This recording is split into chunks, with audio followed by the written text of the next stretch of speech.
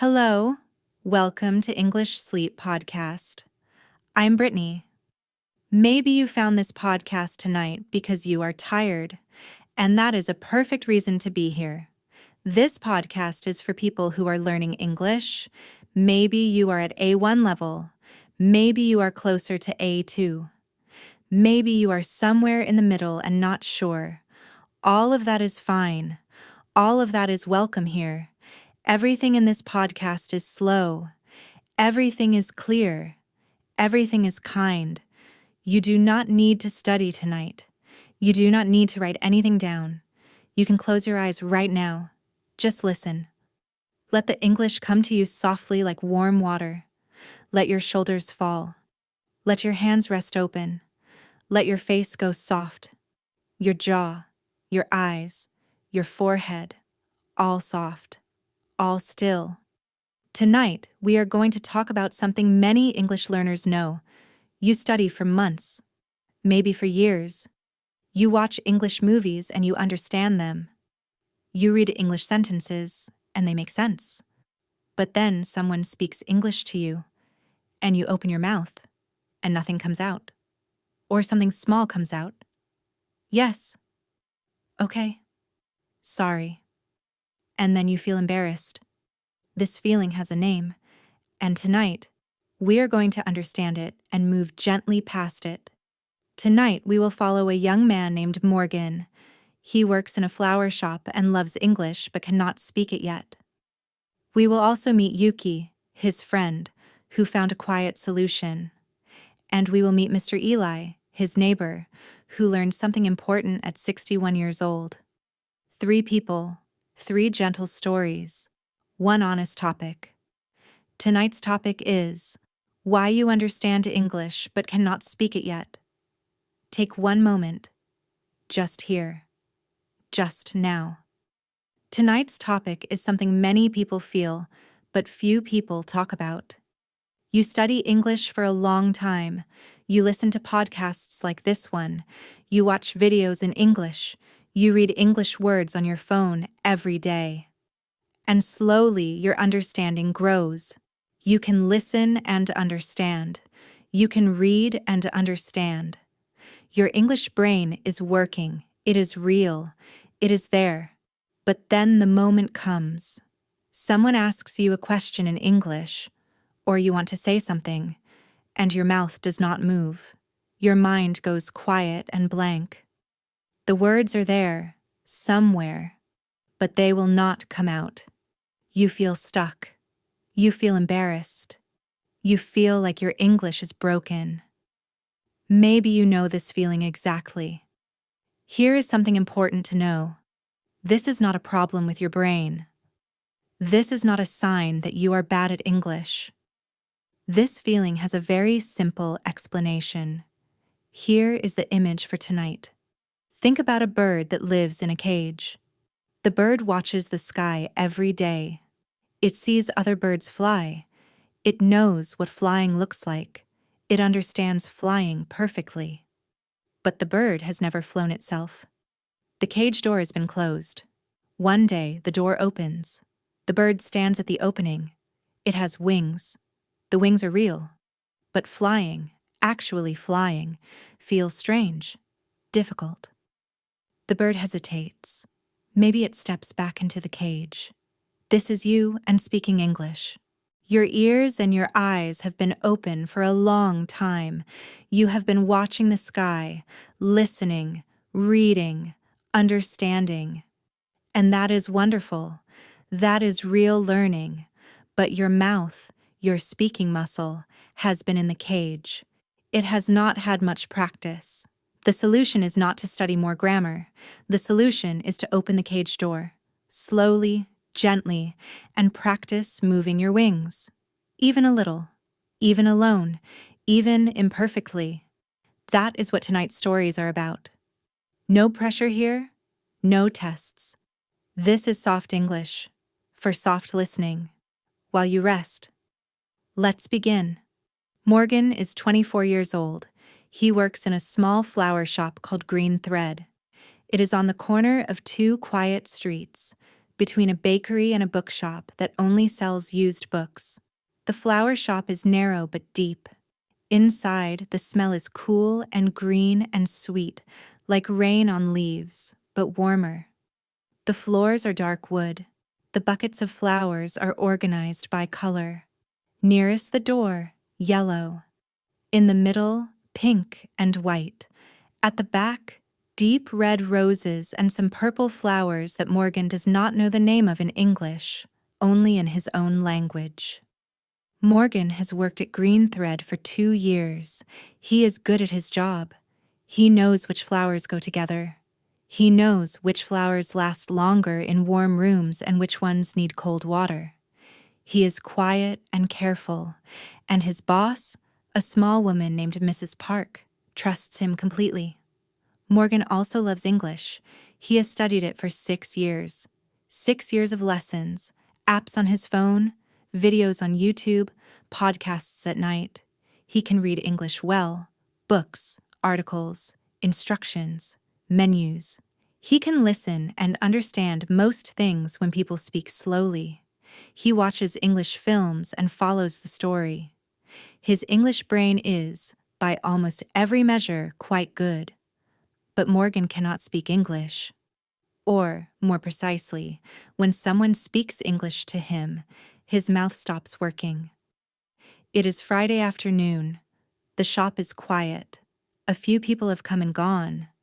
Morgan is arranging a new delivery of white peonies. He likes this work, the way the flowers open slowly in your hand. When the door opens, a man comes in. He is tall and wearing a gray coat. He looks around the shop for a moment and then walks toward Morgan. He speaks in English. He says he wants to buy flowers for his wife. He says it is their anniversary. He asks what flowers are good for an anniversary. Morgan understands every word. Anniversary? A special day that comes every year, like the day 2 people got married. He knows this word. He knows what the man wants. He knows exactly which flowers would be right. The deep red roses at the back, maybe with some of the white peonies, because red and white together look beautiful and classic. But Morgan's mouth does not open. He feels it happening, the familiar, heavy feeling. Like a door that is locked from inside, like reaching for a word in a drawer and finding the drawer is stuck. The man smiles and waits. He is not impatient. He asks again, slowly, "Which flowers do you like for love?" Morgan hears the question. His brain processes it. He knows the answer. He knows many answers. He has opinions about flowers and love and anniversaries. But what comes out is, "The roses. Here. Very good." 3 words. A small gesture toward the back of the shop. That is all. The man seems happy. He follows Morgan to the red roses. He chooses 12. Morgan wraps them carefully in brown paper and green ribbon. He writes the price on a small card.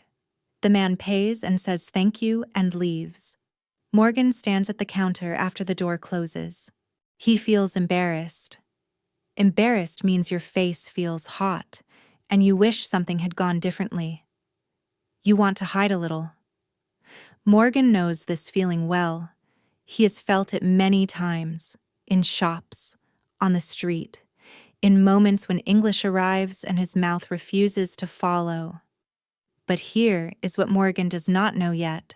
His mouth is not broken. His English is not broken.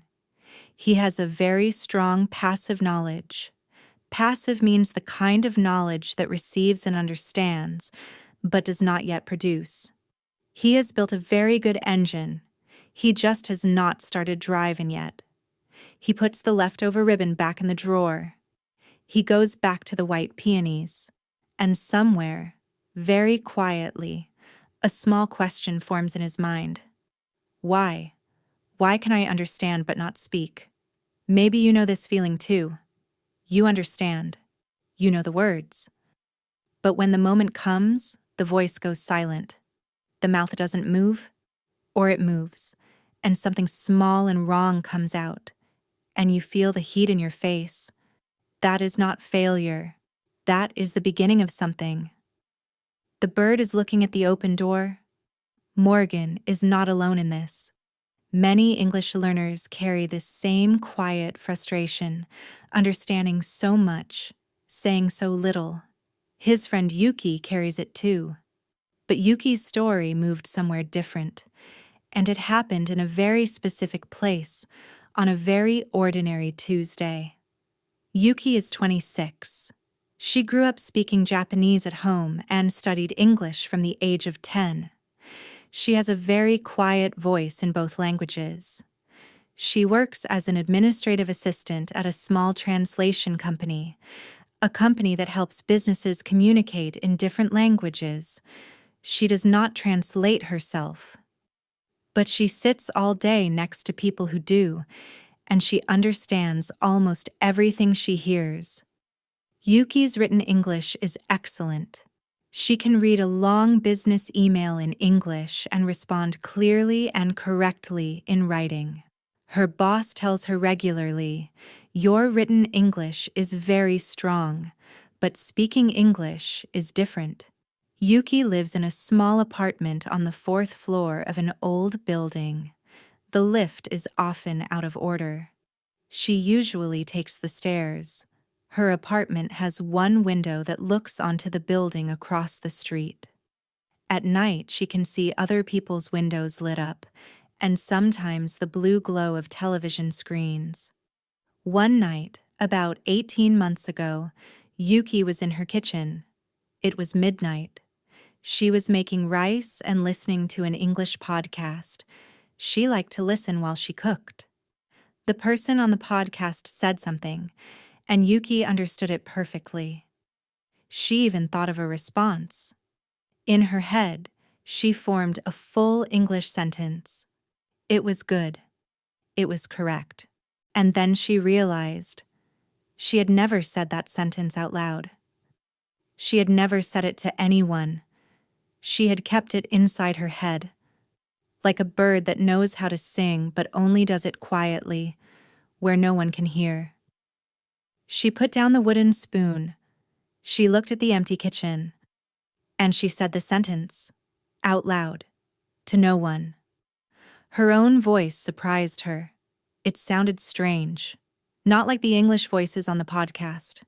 It sounded rough and slow and uncertain. She said the sentence again. A little better. Then again. She felt foolish. Foolish means you feel a little silly, like you are doing something strange and someone might laugh. But she was alone. No one was watching. She said it a third time, and this time it felt a little more natural. This small moment changed something for Yuki. She did not tell anyone about it. She just continued. Every night while cooking, she began to speak English out loud. Not to anyone, not in a lesson, just to herself. She named the things she was cooking. She described what she was doing. She talked to the rice. This is sometimes called output practice. Output means the English that comes out of you, the speaking, the saying. It is the opposite of input, which is the English that goes in, the listening, the reading. Yuki had years of input. She was rich in input, but she had almost zero output practice. Her mouth had no memory of English shapes, the way lips and tongue and breath have to work together to make English sounds. It needed practice, not study, practice. After 3 weeks of talking to her kitchen, Yuki noticed something. Small, but real. When someone at work spoke English to her, her mouth responded a little faster. Not perfectly, not fluently, but faster. Something in her had become a tiny bit more ready. Fluent means speaking a language easily, naturally, without stopping or thinking too hard about each word. Yuki was not fluent, not yet, but she was less stuck than before. She still talked to her kitchen every night, sometimes to the rice, sometimes to the window, sometimes just to herself, practicing sentences she might need tomorrow. Nobody heard, nobody knew. And slowly, slowly, the bird was learning to use its wings. Maybe you can try this too, tonight, in your own kitchen or your own room. Say one English sentence out loud. To no one, just to the air. It does not need to be perfect. It just needs to be said. What Yuki found in her kitchen, that small private practice, is exactly what Morgan needed to hear. And he heard it, not from Yuki directly, but from something that happened on a Sunday afternoon that changed the next few weeks of his life. Morgan and Yuki are friends from an English class they both attended 2 years ago. They message sometimes. They meet for coffee once a month, maybe. On a Sunday in November, they were sitting in a small cafe near the park, the kind of cafe with mismatched chairs and a handwritten menu on a blackboard. Yuki was drinking tea. Morgan was drinking hot chocolate. Outside, the trees were losing their last leaves. Yuki told Morgan about the kitchen, about the rice, about talking out loud to herself at midnight. She told it quietly, like a small confession. Morgan listened. He was surprised. He said, "You talk to yourself in English?" Yuki said, "Every night." Morgan thought about this for a moment. He thought about the man in the gray coat at the flower shop, the red roses. The 3 words that were all he could find. He said, "Does it feel strange?" Yuki smiled. Very strange, at first. He went home that afternoon thinking about Yuki's kitchen, thinking about output, thinking about the bird in the cage. His apartment is on the 2nd floor of a building near a park. It is not a big apartment. 1 room, 1 kitchen, 1 small bathroom with a mirror that is slightly crooked and reflects the door rather than the person standing in front of it. The walls are off-white. There is a bookshelf near the window with English books and a small cactus that has lived there for 3 years without being watered very much. The cactus, Morgan has always thought, is proof that some things are tougher than they look. That evening, Morgan tried something. He stood in his kitchen. He looked around. He felt very silly. He said quietly to the cactus, "Hello, you are very small and green." The cactus did not respond. Morgan laughed at himself. The laughter helped. He looked at the kitchen counter and said, "The cup is white. The kettle is gray. There is milk in the..." He did not know how to say the big white box in English. He stood there for a moment. Refrigerator. That was the word. But his mouth did not know it. He had read it many times, but he had never said it. He said it slowly. Refrigerator. It came out crooked. A little wrong. He said it again. Refrigerator. Better. Not perfect. But real. He had a small feeling then. Hard to name. Something between embarrassed and curious. Something that made him want to try the next word. He spent 15 minutes walking around his small apartment and saying English words out loud. Things he saw. The lamp. The window. The bookshelf. The English books on the shelf. He picked one up and read 3 sentences out loud. Slowly. His voice was flat and uncertain. But it moved. It made sounds. It was doing something it had not done in a long time. Practice. Hesitate means to pause. To not move forward right away. To stop before acting because you are not sure. Morgan had hesitated for years, in classrooms, in the flower shop, in moments where English was needed. But in his apartment, alone, with no one listening, there was nothing to hesitate about. He practiced again the next day, and the next. Not long, 10 minutes, sometimes 15. He talked to the cactus often. He described what he was doing while he cooked. He read sentences from his English books out loud, slowly, like tasting new food. Was it perfect? No. He mispronounced many words. He got stuck often. He sometimes had to stop and look up a word and then try again. But each day, his mouth felt a little more familiar with English sounds, a little more ready. The bird was not flying yet, but it was standing at the edge of the cage, looking out, and the open air did not seem quite so frightening anymore. We all need a safe place to practice. Maybe you have one, a room, a morning, a quiet walk, a place where no one is listening and nothing has to be perfect. That place is valuable. That place is where real practice begins. What Morgan was slowly discovering in his apartment, an older man down the hallway had already learned through a very different path, and with a very specific kind of mistake that turned into something he never forgot. Mr. Eli is 61 years old. He lives in apartment 7 on the same floor as Morgan. He is a tall man, a little thin, with short gray hair and a habit of wearing soft indoor shoes even in the hallway. He was an engineer for 30 years, a job where he needed to be precise, where numbers and measurements had to be exactly right. 2 years ago, Mr. Eli retired. He was happy about this. He had plans, not big plans, small ones. He wanted to read more books. He wanted to learn to cook properly. And he wanted to learn Spanish, a language he had always been curious about, ever since a trip to Spain many years ago, when he walked down a narrow street in the evening and heard the language coming from an open window, and something in him said, "I want to understand that." He bought a notebook, a thick one, blue cover with small squares on the pages. He downloaded an app.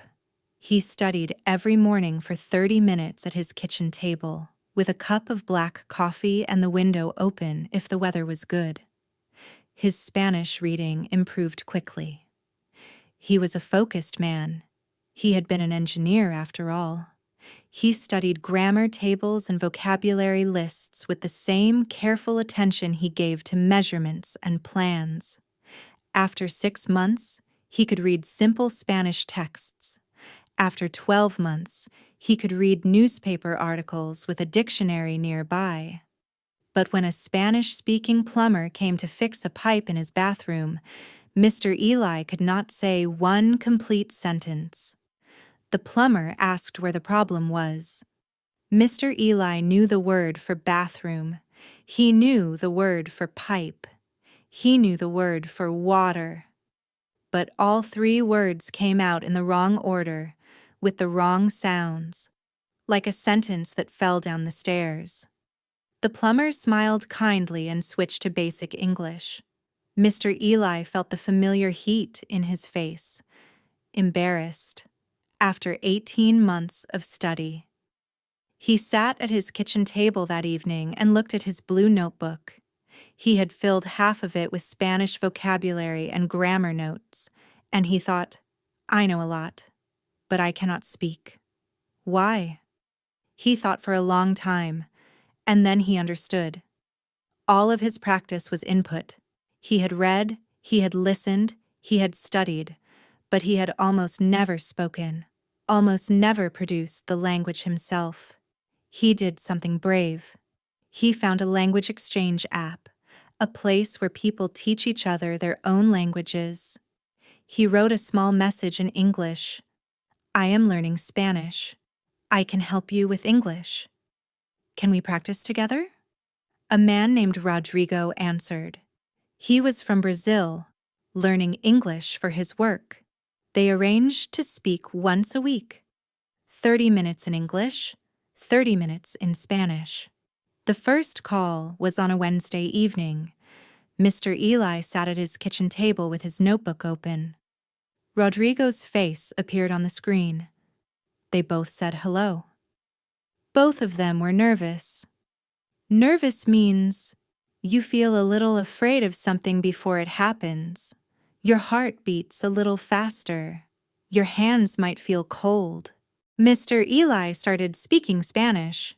He made many mistakes. He used the wrong word for last week. He said something that apparently meant the previous fish.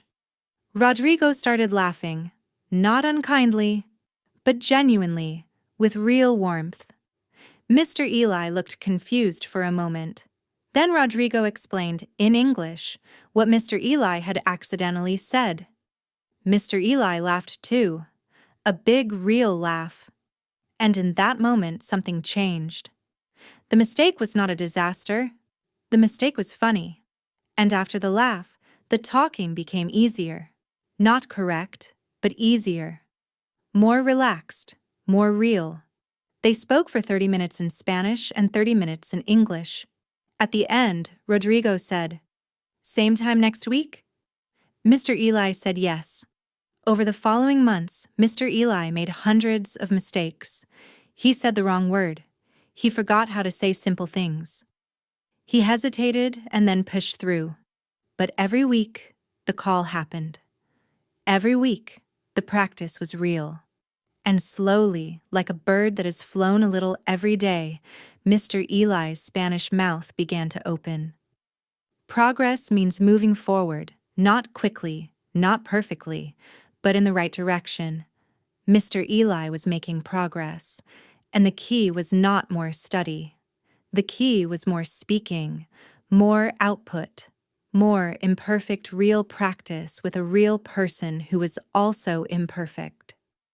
He wrote in his notebook one evening at the end of the first month of calls, "The mistake about the fish was the best Spanish lesson I ever had."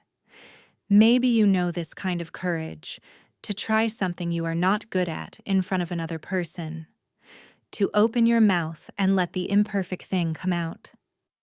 That takes real bravery. And it is the only way the cage door finally stays open. It is a Wednesday afternoon, 6 weeks after the man in the gray coat. 6 weeks of talking to the cactus. 6 weeks of walking around the apartment and naming things out loud. 6 weeks of reading English sentences slowly in front of the slightly crooked mirror in the bathroom. 6 weeks of imperfect, private, sometimes silly practice.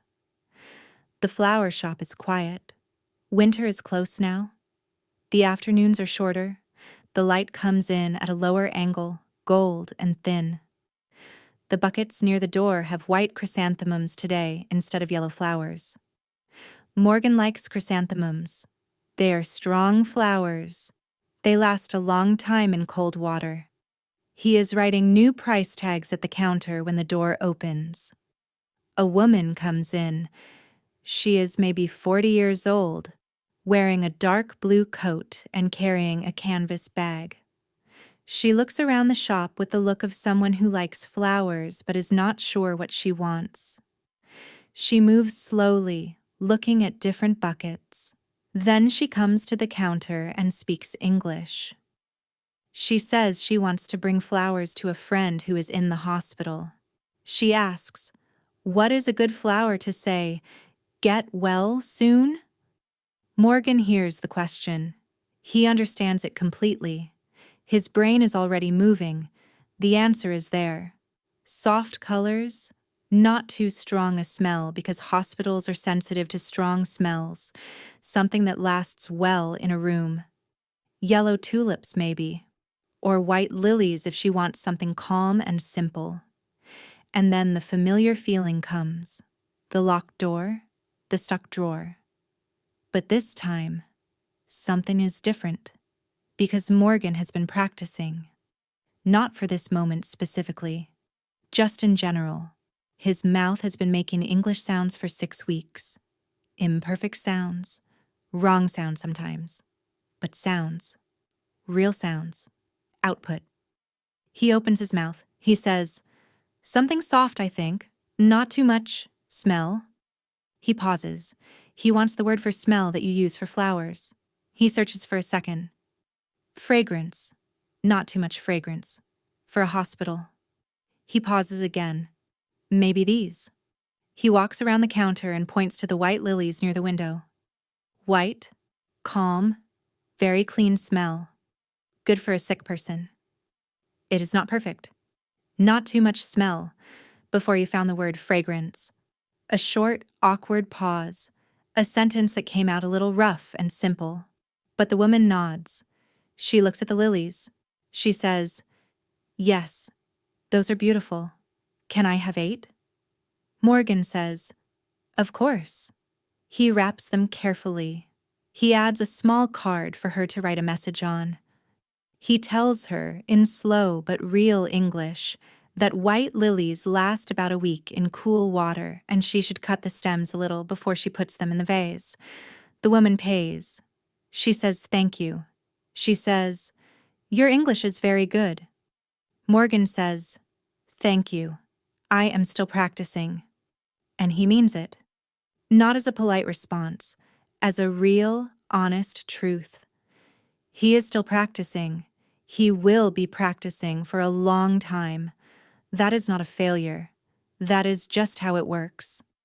After the door closes, Morgan stands for a moment in the quiet shop. The chrysanthemums near the door are white and still. The light through the window is the low gold of a winter afternoon. The cactus on his bookshelf at home is, probably, not noticing anything at all. He feels something he wants to name carefully, because it is quiet and easily missed. Relief. Not the relief of finishing something, the relief of beginning something. The cage door is open. He stepped out a little. The air was cold and unfamiliar and strange. But he flew. Even just a little. He flew.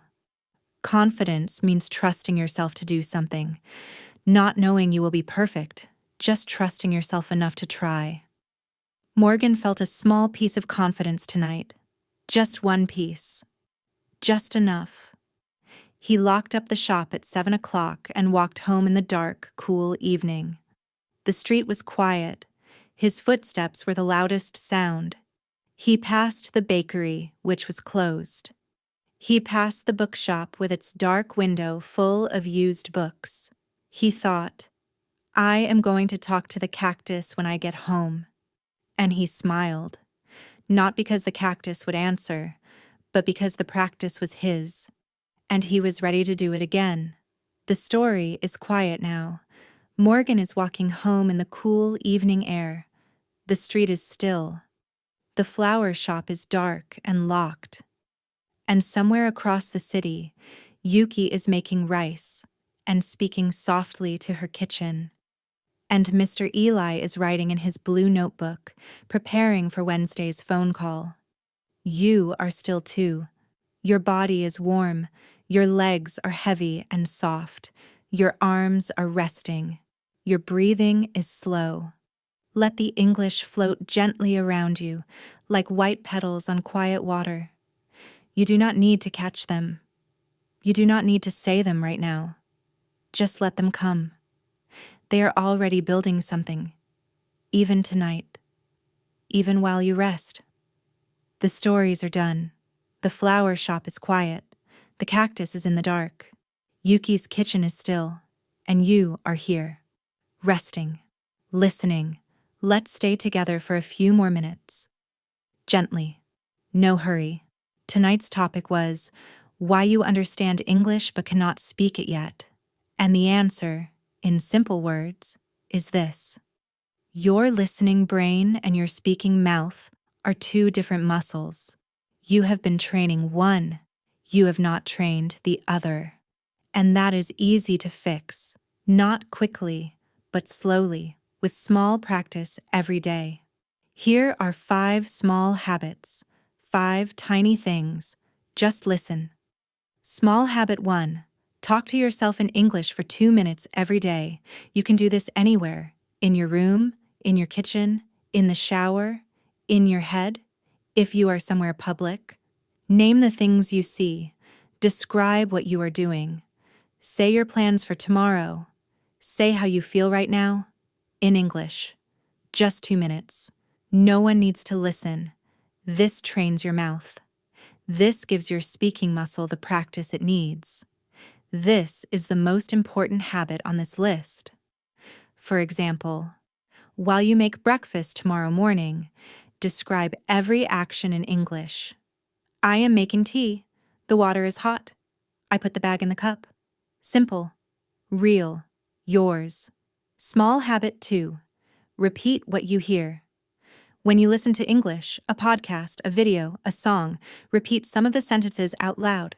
Not all of them. Just a few. Choose one sentence and say it after you hear it. This is sometimes called shadowing. Shadowing means following someone's words closely. Like a shadow that follows a person. You hear the English, you repeat the English, your mouth learns the shape of the sounds. You can shadow the sentences in this podcast. After I say something, say it again. Quietly, softly, just once. For example, right now you can repeat this sentence. I am learning English every day. Say it once. Small habit 3. Learn one new spoken phrase every day. Not a written word, not a grammar rule, a whole small phrase, something you can say. See you later. I'm not sure, but can you say that again, please? I think so. That sounds good. These phrases are the small tools of real conversation. The more spoken phrases you know and have practiced saying, the faster your mouth can find them when you need them. For example, choose one phrase tonight before you sleep. Say it 3 times. Slowly. Let your mouth remember the shape. Small habit 4. Find one safe place to practice speaking. Safe means no pressure, no judgment, no grade. Maybe it is alone in your room, like Morgan. Maybe it is with a language exchange partner, like Mr. Eli. Maybe it is with a friend who is also learning English. Maybe it is a quiet corner of a coffee shop where no one is listening. Find your safe place. Go there regularly. Practice there. The goal is not to be perfect. The goal is to make the sounds, to let the words come out, even rough, even slow, even imperfect. The more you do it in your safe place, the less frightening it feels everywhere else. For example, tonight, look around your room. This is your safe place. You can practice here any time. No one will judge you, not even the cactus. Small habit 5. Record yourself speaking English for 30 seconds. This might feel uncomfortable. That is normal. Just try it once. Say anything. Your name. Where you live. What you did today. What you want to do tomorrow. 30 seconds of speaking English into your phone. Then listen to it. You will notice things. Maybe your pronunciation. Maybe where you hesitated. Maybe that some words came out better than you expected. This is very useful information. It shows you exactly what your mouth can already do and where to practice more. For example, tomorrow morning or evening, record 30 seconds of English on your phone. Listen to it once. You do not need to share it with anyone. It is just for you. Let's go through them one more time, slowly. Small habit 1. Talk to yourself in English for 2 minutes every day. Small habit 2. Repeat what you hear. Shadow the words. Small habit 3. Learn one new spoken phrase every day. Small habit 4. Find one safe place to practice speaking. Small habit 5. Record yourself speaking English for 30 seconds. You do not need all 5 tonight. Even one small step is enough. Now, let's gently review some words from tonight's stories. You can just listen. If you are awake, you can repeat. If you are already half asleep, that is perfect too. Just let the words come to you. Passive, passive. Passive means receiving something without doing anything. When you listen and understand, that is passive. You take in. You receive. Your brain works, but your mouth is quiet. He had a strong passive knowledge of English. He understood everything he heard. Listening to this podcast is a passive activity, and it is very valuable. If you are still awake, you can say it once. Passive, active, active. Active means doing something, producing, making something happen. Speaking English is active. Writing is active. Your mouth or hand moves. Talking to herself in the kitchen was Yuki's way of becoming more active. You can practice active English for just 2 minutes a day. If you are still awake, you can say it once. Active. Freeze. Freeze. To freeze means to stop suddenly and not be able to move. When you freeze, your body or your mind becomes still, not because you want it to, but because you feel surprised or afraid. When the customer spoke to him, Morgan froze. He understood, but could not speak. We all freeze sometimes. It does not last forever. If you are still awake, you can say it once. Freeze. Fluent. Fluent. Fluent means speaking a language easily and naturally. When you are fluent, you do not stop or think hard about each word. The language flows, like water. She was not fluent yet, but she was less stuck than before. You can become more fluent slowly with daily practice. If you are still awake, you can say it once. Fluent. Hesitate. Hesitate. To hesitate means to pause before doing something. You stop. You are not sure. You wait for a moment before moving forward. Morgan hesitated every time someone spoke English to him. His mouth stopped. It is okay to hesitate sometimes. The important thing is to continue after the pause. If you are still awake, you can say it once. Hesitate. Output. Output. Output means the language that comes out of you. When you speak, that is output. When you write, that is output.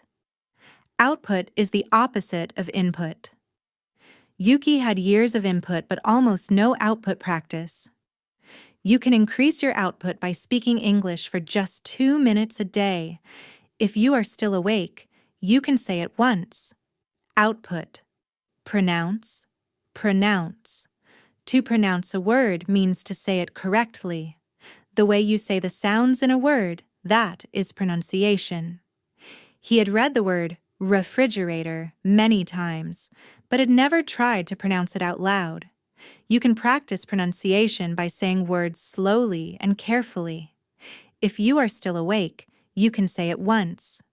Pronounce. Confident. Confident. Confident means you trust yourself to do something. You feel ready. You feel okay, even if it is not perfect. You move forward without too much fear. After 6 weeks of practice, Morgan felt a little more confident in the flower shop. You can feel more confident every time you practice, even alone, even imperfectly. If you are still awake, you can say it once. Confident. Progress. Progress. Progress means moving forward, getting better, slowly, not perfect, but better than before. Mr. Eli made progress not from studying more, but from actually speaking. Every day you practice English, you make progress, even if you cannot feel it yet. If you are still awake, you can say it once. Progress. Those are tonight's words. Passive, active, freeze, fluent, hesitate, output, pronounce, confident, progress. Let them rest quietly in you now. You do not need to hold them. They are already there, softly arranging themselves in the part of your mind that learns while you sleep. The episode is done. The stories are quiet. Morgan is at home. Yuki is sleeping. Mr. Eli has closed his blue notebook. And you are here. Still. Safe. If you are still awake, thank you for listening tonight. Your English is growing. Even now. Even in this quiet. The input you gave your brain tonight, the words, the stories, the sounds, is all going somewhere, all building something. If you are already sleeping, that is also perfect. The words are still there, soft and slow, moving through your night like white flowers on dark water. If tonight was good for you, we would love for you to come back. Subscribe to English Sleep Podcast quietly, gently, and tell one friend who is also learning English. That small thing helps us reach more learners all around the world. Remember the bird. Your wings are real. They have always been real. Every time you practice, even alone, even imperfectly, even just 2 minutes in your room, you fly a little. And one day, you will look back and realize you have been flying for a long time. Open the cage door. Step out. The air is waiting. Good night.